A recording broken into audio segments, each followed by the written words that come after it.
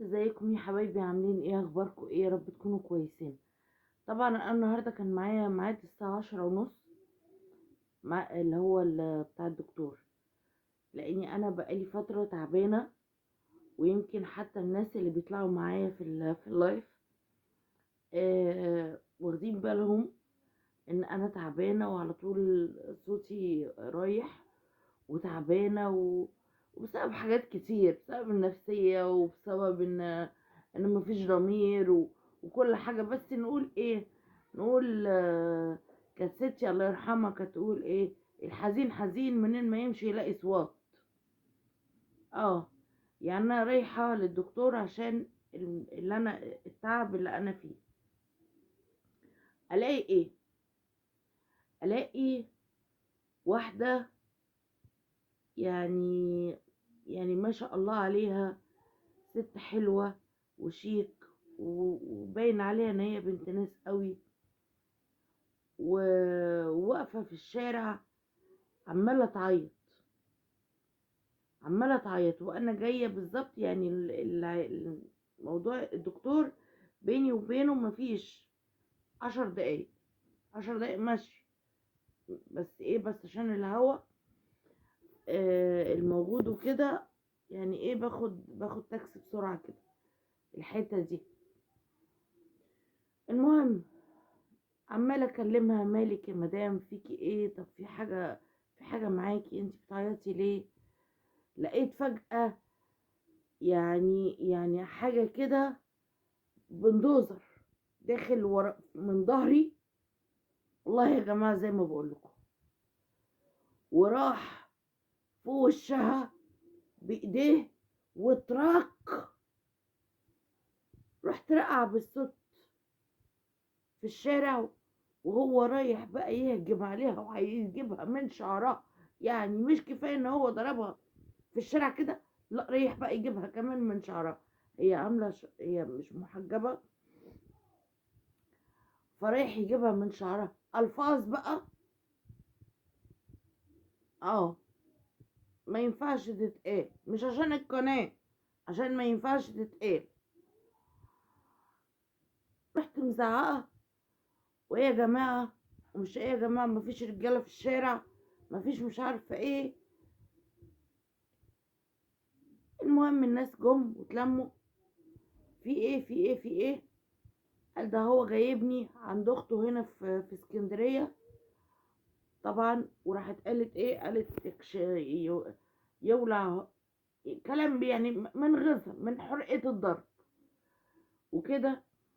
وكل دوت عشان انا ازاي اخته فضلت تسمني بالكلام، وانا ازاي ان انا رديت عليها والكلام دوت، وفتحت الباب ونزلت. ازاي ومش ازاي؟ تمام. طب تعالي يا ستي، طب اهدي، طب يا عم اهدى، طب يا باشمهندس، يا زفت الطين، يا ما فيش. عايز يمسكها يقطعها في الشارع. واحنا وصل بينا الحال ان احنا نضرب ستاتنا في الشارع؟ دي قلة ادب. هو الراجل اما ينشف كده، ينشف على راجل زيه، ينشفش على واحدة ست. يعني جدي الله يرحمه كنت اسمعه كان يقول ايه؟ كان يقول لولاده خلاني، يقول له لو الست شدتك من كمك، اقطع كمك وسيبهولها في ايديها، بس ما ترفعش ايدك عليها. احنا عندنا كده، احنا عندنا كده، والله العظيم انا ما بشكر فيهم. بس انا عمري في حياتي ما سمعت ان خال من خلاني غلط في الست اللي معاه، ولا قال لها كلمة وحشة، ولا غلط، ولا جاب ذكر اهلها بالسوء، ولا حتى مد ايده عليها. وده ليه؟ هما كده مش رجاله؟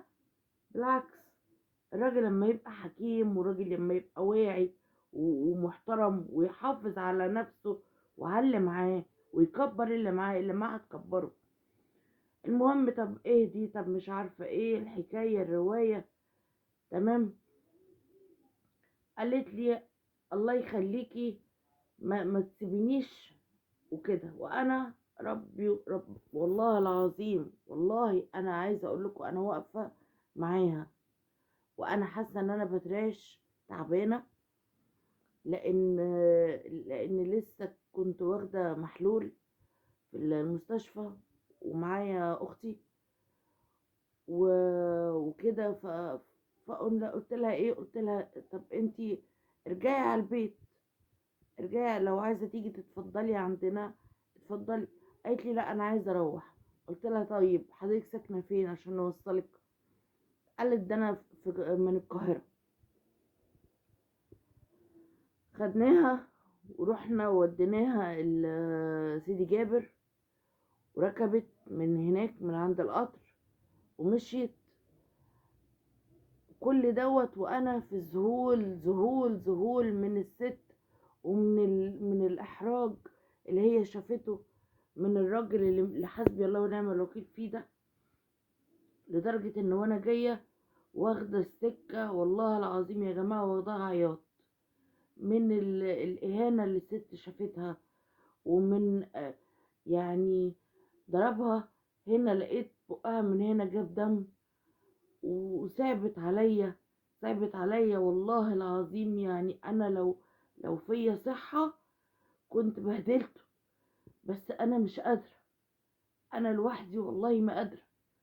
يعني انا بتكلم بس وبقول رسالة، ان اما نلاقي في واحدة بتستغيث، او نلاقي ان في واحد بيتهجم على واحدة في الشارع حتى لو مراته، الناس تقف وتفصل.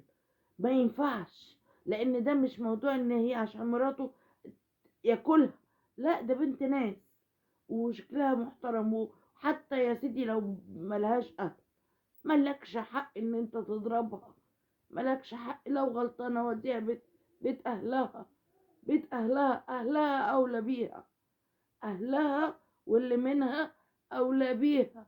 انت ملكش حق ان انت تضربها. حرام، حرام، حرام يا جماعة. كل واحد بيشوف الفيديو بتاعي، اوعى تمد ايدك على واحدة وتفكر ان انت اما تيجي بعد كده تقول لها معلش هتسامحك. مش هتسامح، مش هتنساها، مش هتنساها. ربنا يصلح حالنا كلنا يا رب، ويهدي شبابنا ويهدي اللي حوالينا، وما يجعلني اشوف منظر زي ده تاني، لان بجد انا نفسيا انا تعبت والله العظيم. يلا حبايبي تصبحوا على خير، لاني انا مش قادره اتكلم اكتر من كده. تصبحوا على خير ونتقابل بكره ان شاء الله في اللايف. باي باي.